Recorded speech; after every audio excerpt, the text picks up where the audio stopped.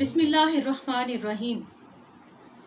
یوں تو حکیم الامت علامہ محمد اقبال رحمۃ اللہ علیہ ایک ہمہ جہت اور عالمگیر شخصیت ہیں، مگر میرے نزدیک فقیر سید وحید الدین صاحب کی طرح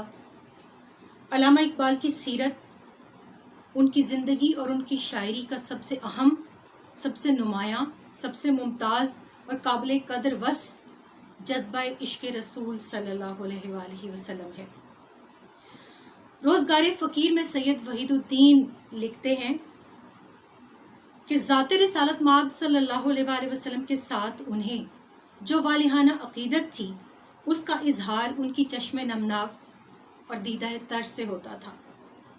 کہ جہاں کسی نے حضور صلی اللہ علیہ وآلہ وسلم کا نام نامی ان کے سامنے لیا، جذبات کی شدت کے باعث ان پر رقت طاری ہو جاتی اور آنکھوں سے بے اختیار آنسو رواں ہو جاتے۔ رسول اللہ صلی اللہ علیہ وآلہ وسلم کا نام مبارک آتے ہی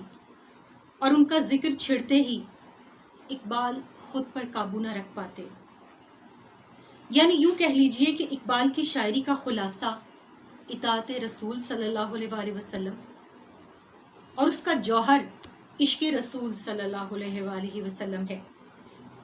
فقیر صاحب مزید لکھتے ہیں کہ ڈاکٹر صاحب کا دل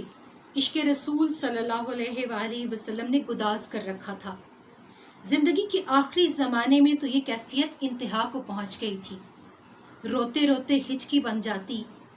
یا آواز اس قدر بھرا جاتی کہ وہ کئی ثانیے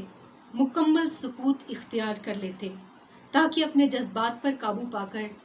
گفتگو جاری رکھ سکیں۔ سامعین، یہ کیفیت ان کے کلام میں جگہ جگہ